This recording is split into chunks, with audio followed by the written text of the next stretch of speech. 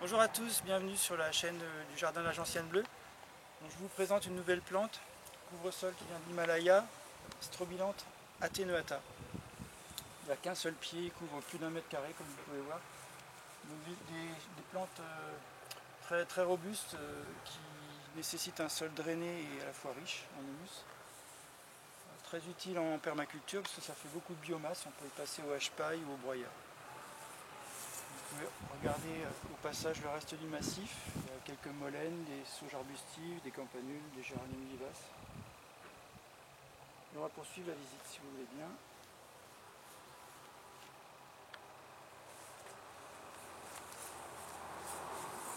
Alors, puisque je parlais de hache-paille hier avec mon stagiaire, mon gentil stagiaire qui tient la caméra aujourd'hui, nous avons mis du paillage que nous avons confectionné nous-mêmes avec nos petits bras musclés. Voilà, donc ça c'est des résidus de taille. Il y a un peu de tout, il y a même de la renouée du Japon, qui est invasive mais très pratique une fois coupée en morceaux. Voilà, je vous montre. Quand les morceaux font moins de 5 cm de long, ils ne se bouturent pas, ils n'ont plus assez de force, ils sont tout éclatés de toute façon.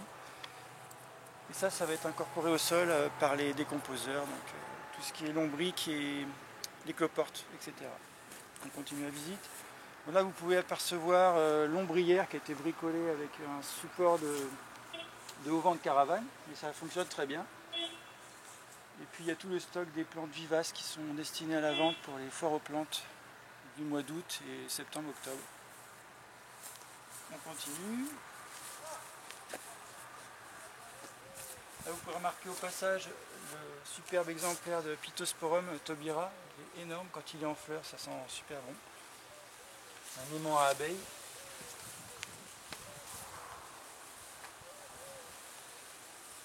Et ici nous avons les massifs, c'est un talus massif.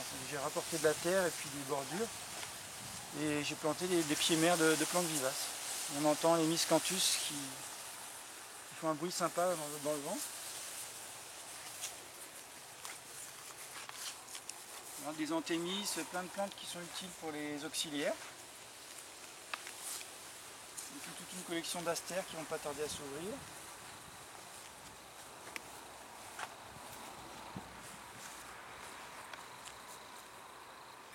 Là nous avons Géranium Anne Thompson, très, très couvrant, très florifère jusqu'au gelé. Et puis à côté il y a la petite plante panachée qui a des jolies tiges roses. Et surtout l'intérêt c'est sa fructification, elle fait des jolis fruits bleus, c'est la vigne à fruits bleus.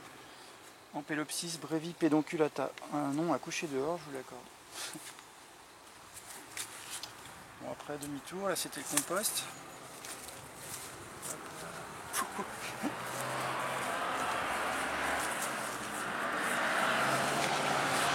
Comme vous pouvez le constater, c'est un peu la crise du logement, il y a des pots partout. Je vais bientôt changer de terrain pour la pépinière.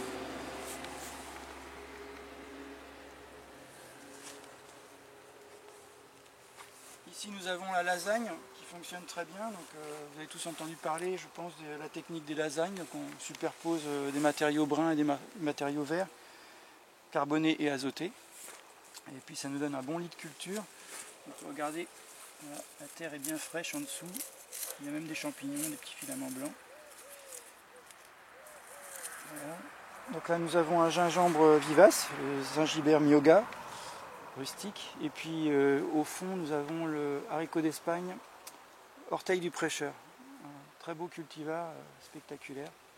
Avec il y a du sarrasin vivace, et puis quelques plantes aromatiques, de la glycine tubéreuse et un pied de goji au fond.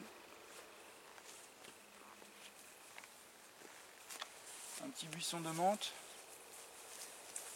Et là une clématite, petit faucon. Elle n'a jamais été si belle que cette année. Elle se couvre de fleurs, elle est vraiment somptueuse.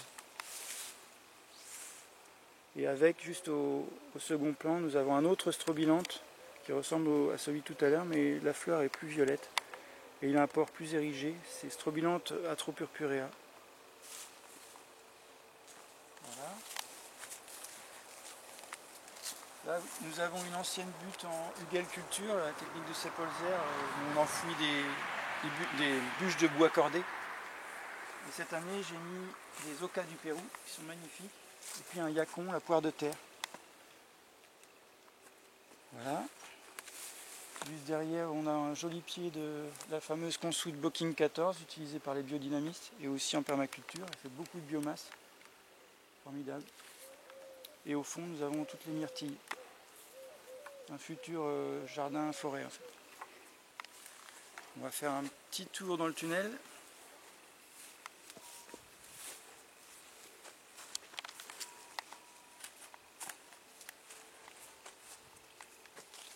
Alors là, c'est encore plus la crise du logement.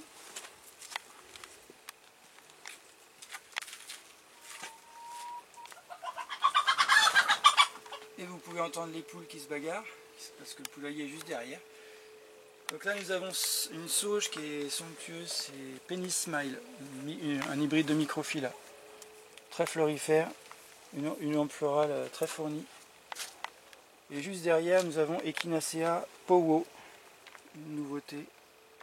Elle a aussi du vert sur les pétales, très sympa.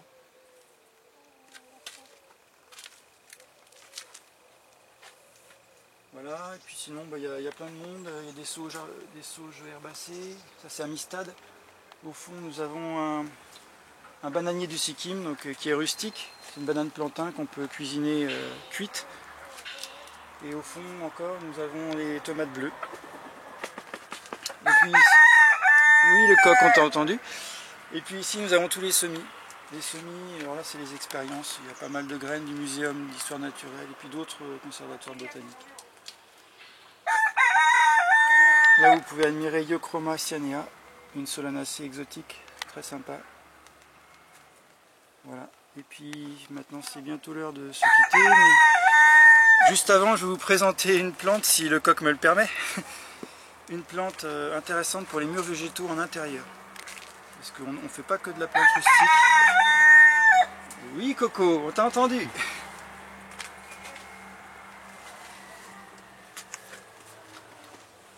Hop.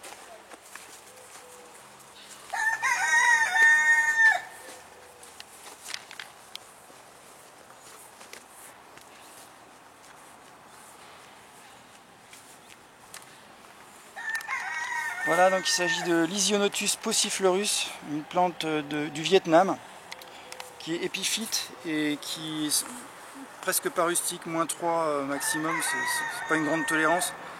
Du coup on la réserve à la culture en intérieur sur des murs végétaux en intérieur. Très belle plante.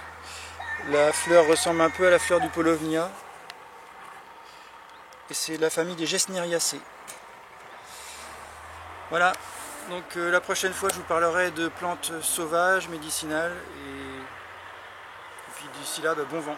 A plus.